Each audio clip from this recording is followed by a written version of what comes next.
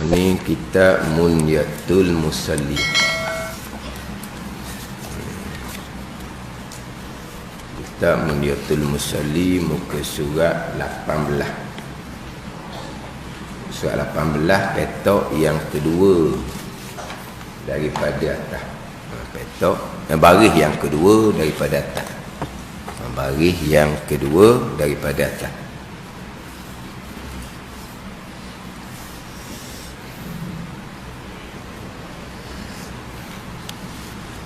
Qala al-muallifu rahimahullahu ta'ala wa nafa'ana bi'ulumihi amin.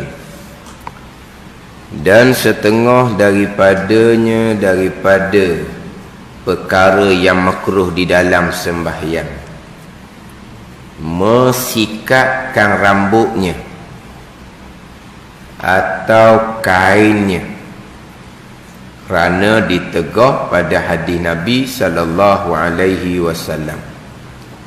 Dan setengah daripada perkara makruh yang amat banyak, mesikatkan rambutnya atau kainnya, kerana ditegah pada hadis Nabi sallallahu alaihi wasallam. Mesikat rambut ni panggil apa? Ikatlah. Ni masalah orang lelaki, rambut dia panjang, kemudian rambut dia apa?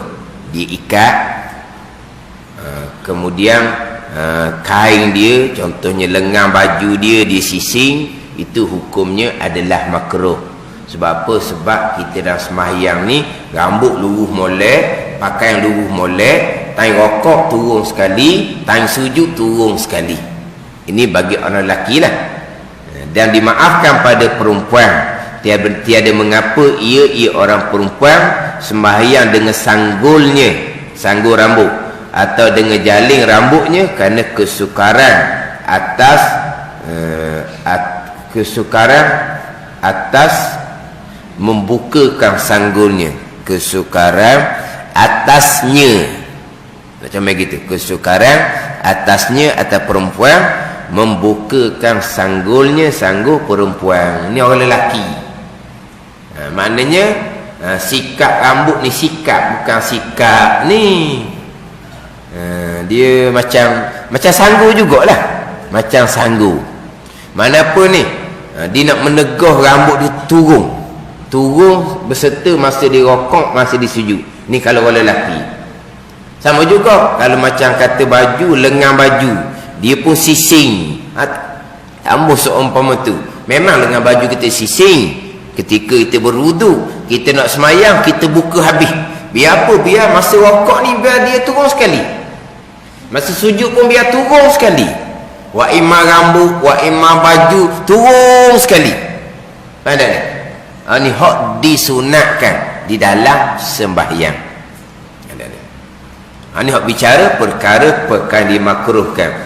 Hak terdahulunya berkaitan dengan makruh menutup mulut umpama dengan kain ketika sembahyang, melainkan ketika menguat.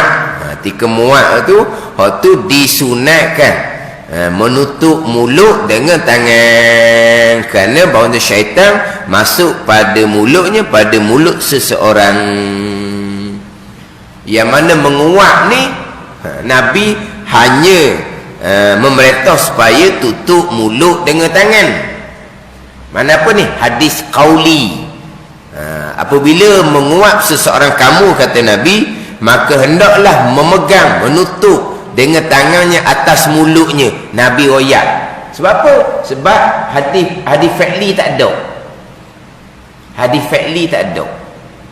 Hadis fi'li macam mana? Berlaku menguap, Nabi pun buat macam mana? Tak berlaku. Sebab apa? Sebab Nabi tidak pernah menguap. Dia gitu. Jadi kita ni kadang-kadang hadis qauli, Nabi bersabda. Ini bersabda ni, bila menguap seorang kamu, maka adalah memegang dengan tangannya atas mulutnya. Itu Nabi beritahu. Tutup mulut dengan tangan. Itu Nabi beritahu. Dia panggil hadis qauli. Terkadang Nabi tidak beritahu, Nabi buat. Terkadang Nabi buat. Hak ni Nabi tidak pernah menguat. Jadi macam mana Nabi nak tunjuk contoh nak buat macam mana bila menguat? Maka hadis fi'li tak ada, hanya ada hadis qauli. Kemudian Nabi suruh tutup mulut dengan tangan. Tangan mana? Tangan kanan ke, tangan kiri ke? Tangan pula sebelah mana? Sebelah tapak ke, sebelah belakang ke? Apa tak ni? Nabi suruh tutup mulut dengan tangan. Tangan ada dua. Tangan mana? Tangan pula ada dua mana? Dua bahagian. Ada bahagian tapak, ada bahagian belakang. Tangan pula ada dua bahagian. Tutup belah tapak ke, tutup belah belakang. Kan kita tengok kan ada orang tutup dengan tapak, ada orang tutup dengan belakang. Lepas tu hak mana tu sebenarnya? Tapak ke, belakang ke? Lepas tu tangan mana tutup? Tangan mana? Tak perasan duk tangan mana dah? Tangan kanan tangan kanan. Dah buat dengan tangan kiri rasanya. Dah buat dengan tangan kiri dah. Tangan kanan. Maka khilaf ulama dengan tangan kanan ataupun dengan tangan kiri. Dalam kitab Mahalli dengan tangan kiri. Sebab apa dengan tangan kiri? Sebab nak menolak syaitan. Syaitan tu adalah keji. Jadi benda keji ni kita sesuai dengan tangan kiri. Jadi nak tolak syaitan daripada masuk mulut, nak tolak syaitan takkan tangan kanan ke tangan kiri lah. Tu faham tak ni?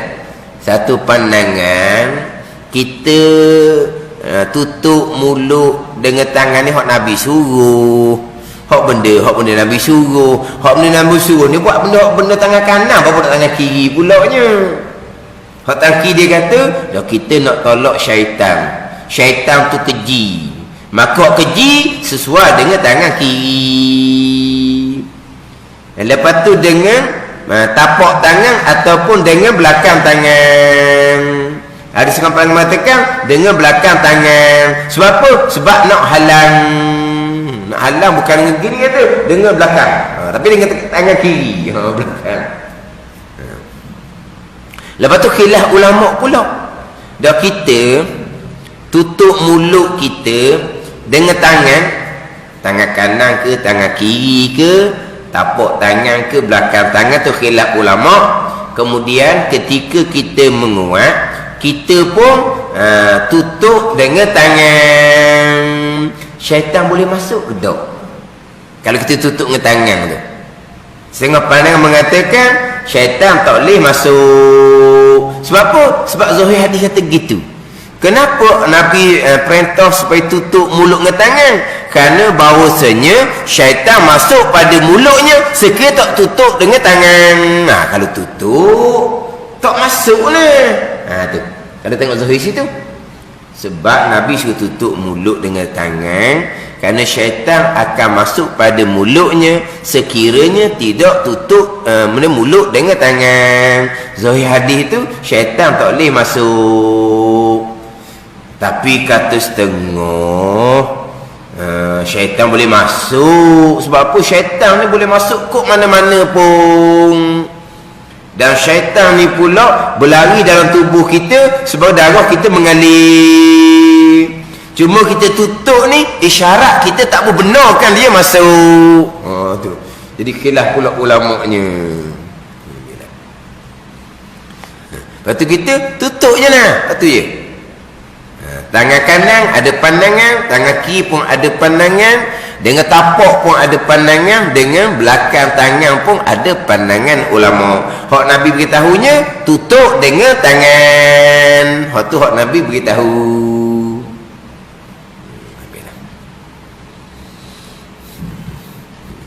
Memang hak tu lah hak amalan kitanya.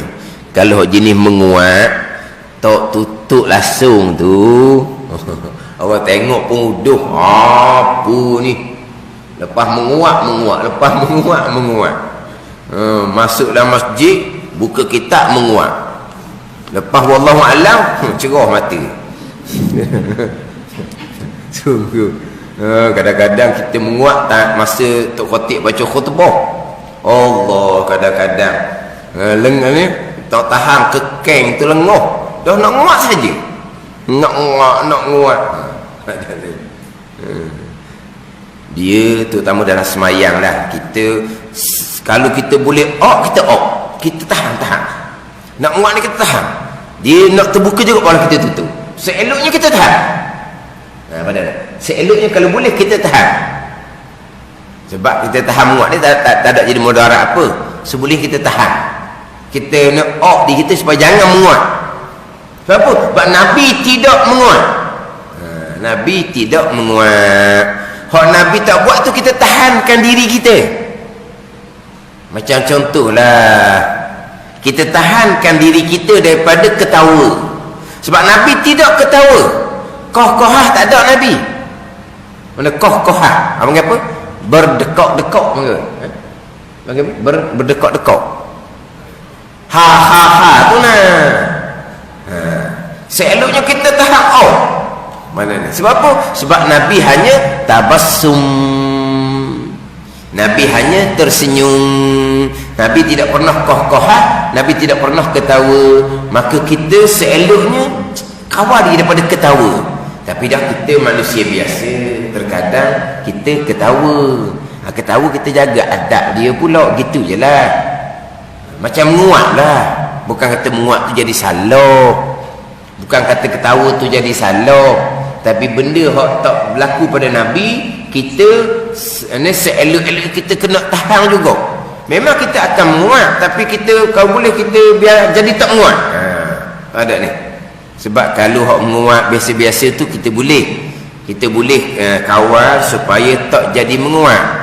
Tapi kalau hak menguat sungguh tu kawal macam mana pun dia menguat jugalah. Sama macam ketawa.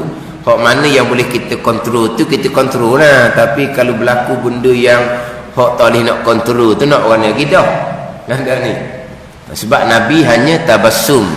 Nabi tidak koh-kohah ketawa. Sebab Nabi SAW menyatakan bahawa kalau seseorang tahu apakah barang yang aku tahu selepas ada kematian, seseorang tidak akan ketawa.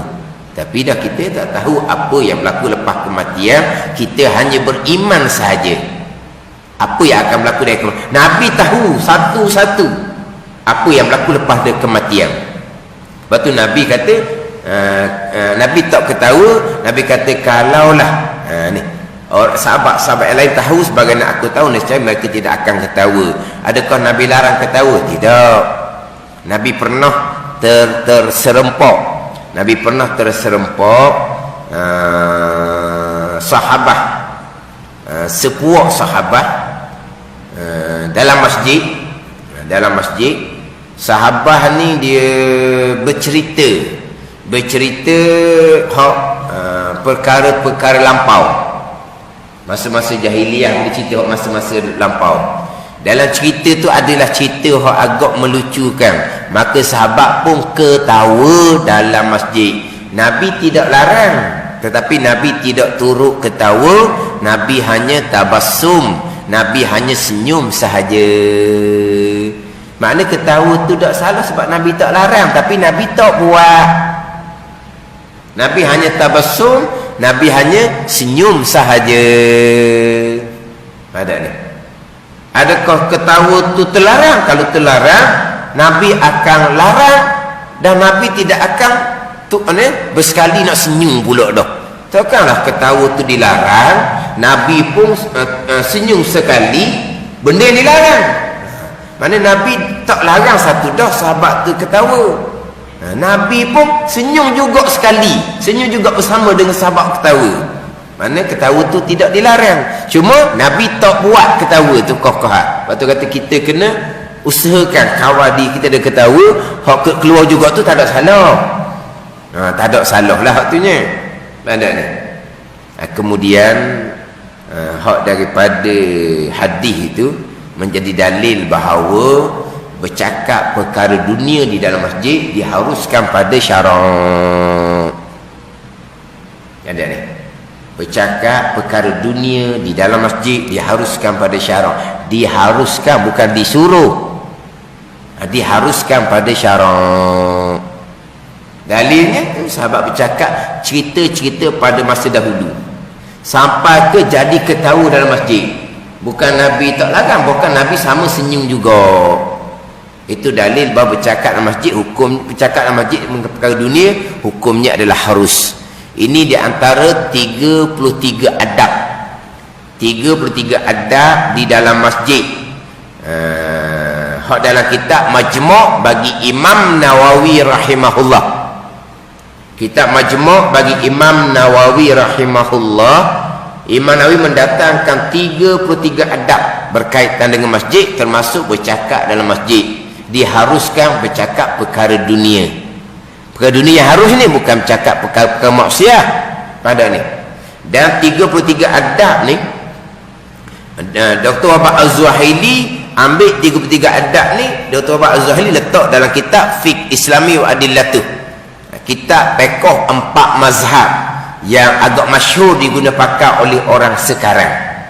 Dalam Fiqh Islami wa Adillatuh mendatangkan hak adab ni, hak 33, termasuk harus bercakap dengan perkara dunia di dalam masjid. Adapun yang kita dengar pada masa budak-budak, bercakap perkara dunia dalam masjid 40 hari ibadah tidak diterima. Ini saya catat dalam pengajian saya dengan almarhum Baba Najimuddin. Itu hadis maudhu', palsu, tidak ada. Tidak ada. Itu palsu.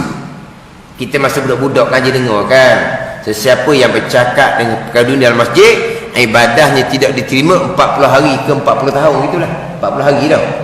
40 hari. Itu maudhu', palsu, tidak ada hadis tu. Ada ni. Apakah hukum bercakap benda dalam masjid? Hukumnya harus. Bukan bercakap benda maksiat ni. Dan bercakap yang tidak bawa pada mengganggu orang dalam ibadah. Ganggu orang ibadah tu hukum lain pula jadi dia. Ada ni. Ini saya dengar masa budak-budak dululah. Bercakap perkara dalam masjid 40 hari amal ibadah tidak terima, itu maudhu', tidak ada tu. Sebab apa? Diharuskan. Sebab berlaku pada masa Nabi, bercakap perkara hak lepas dah, bahkan sampai peringkat ketawa. Tapi Nabi tidak ketawa, Nabi hanya tabassum. Jadi kita kena kawal diri kita daripada perkara yang tidak dilakukan oleh Nabi SAW. Tapi sifat manusia ketawa itu biasalah, tapi kena kontrol. Menguap biasalah, memang menguap kita ni. Cuba kalau tidur lewat sikit, kalau cuba bangun awal sikit, tak muat. Subuh-subuh tak muat ke? Tak perasan pula dok, subuh muat ke dok? Hok main masjid, ayah haji, mak haji tu, muat ke dok?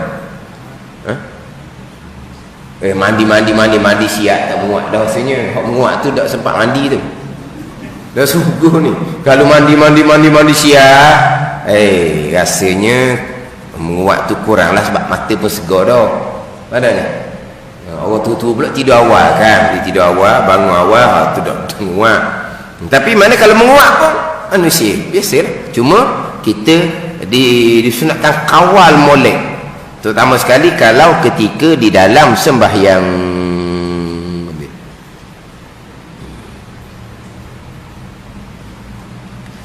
Kemudian hak masalah kata menguap, hak Nabi perintah supaya letak tangan, dan setengah riwayat hadis pula kata jangan bersuara, supaya jangan bersuara. Menguat tu jangan bunyi.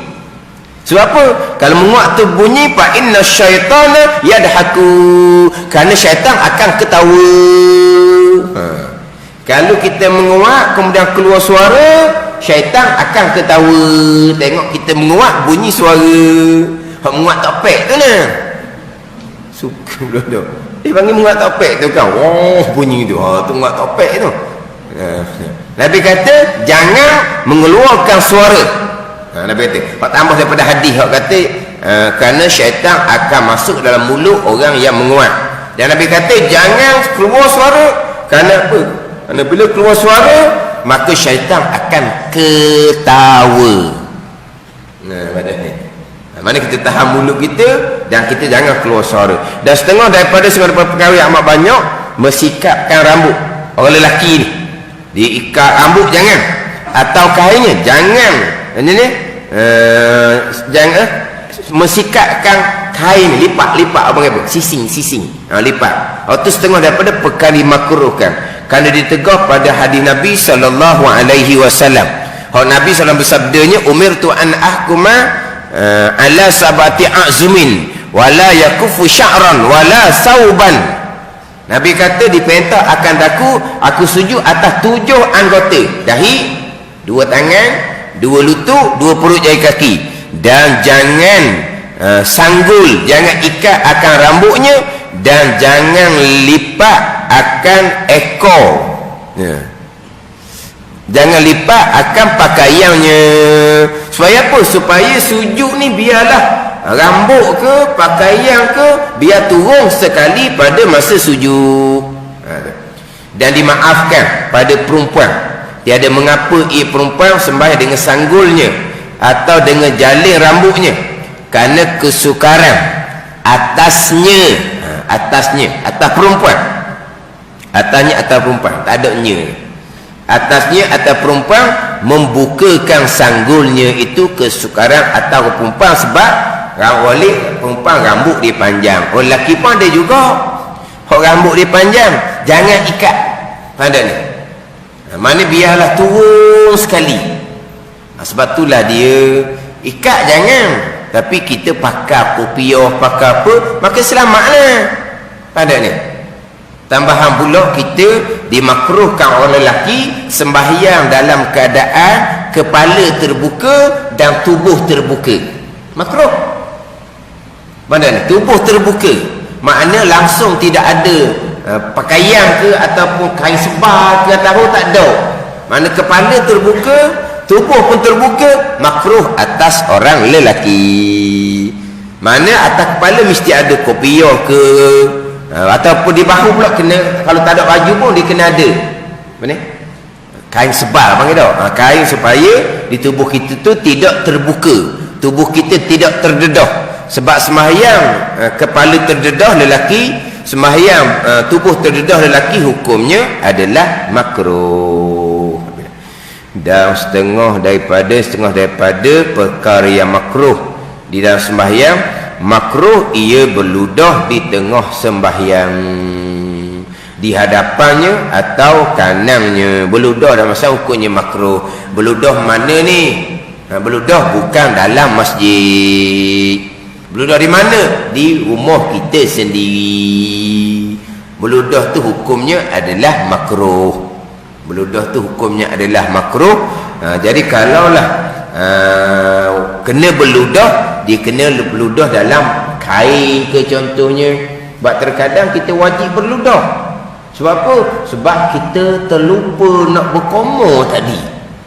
Cepat semayang, Allah dalam ni ada apa? Sisa-sisa tu. Lepas tu wajib kita berludah supaya tidak tertelan sisa-sisa makanan. Anak berludahnya macam mana? Ada adab dia pula. Berludahnya dalam kain, itu adab. Orang Melayu kita kalau berludah dalam kain dia kata kotor. Kalau berludah tu dia kata bagus. Apa ni? Sebab tu orang Arab dia tengok orang Melayu berludah ni dia kata pengotor, geli. Dah ludah. Tambahan kalau bulan puasa. Orang Arab ni pula dia ludah senyap-senyap. Dia ludah dalam kain senyap. Orang Melayu tengok pula nak kata pengotor Arab ludah dalam kain. Dia kata gitu. Orang Arab kata orang Melayu ludah tu kan bunyi tu kan. Dia kata tidak beradab. Sebab apa? Sebab menggelikan mereka. Jadi orang dengar tu jadi apa? Geli gelemang apa panggil. Dah kadang-kadang subuh-subuh. Kadang-kadang subuh-subuh tu tikat lakuh. Dia tu kok celah tikat lakuh tu. Lepas tu jatuh mana tu? Jatuh seming luar. Lepas tu dia tikat lakuh tu beran apa air liur dia. Jangan. Kapung-kapung. Gitu lah kapung-kapung. Ada orang tu 5 waktu, 4 waktu dia ada. Dulu subuh dia ada, sekarang subuh dia tak ada. Orang tanya kenapa subuh tak mari? Kita maaf dia. Saya tak boleh lah ayah haji tu seorang. geli saya dia meludah ni. Nak kata tak boleh dia orang tua. Jadi saya bundur dia kata sebab apa? Saya rasa nak keluar semua ni, nak termuntah. Sebab ada sungguh. Tapi orang lain relax je. Dia tak boleh. Nak kata kan dia tak boleh. Sebab apa? Orang tu dia kata kerana kohok dia banyak. Ialah terkadang kita wajib berludah sebab kalau ada umpama sisa-sisa makanan di dalam air liur kita yang kita terlupa nak berkomor. Wallahu a'lam. Bismillahirrahmanirrahim. Alhamdulillahirabbil alamin wassalatu wassalamu ala sayyidil mursalin wa ala alihi wa sahbihi ajma'in. Allahumma iftah alaina futuhal arifin. Allahumma allimna ilma aqdamin wa fahimna famasabikin warzuqna ruqat talibin. Allahumma zidna ilma wa alhiqna bis salihin. Wa sallallahu ala sayyidina Muhammadin wa ala alihi wa sahbihi wa sallam. Walhamdulillahi rabbil alamin.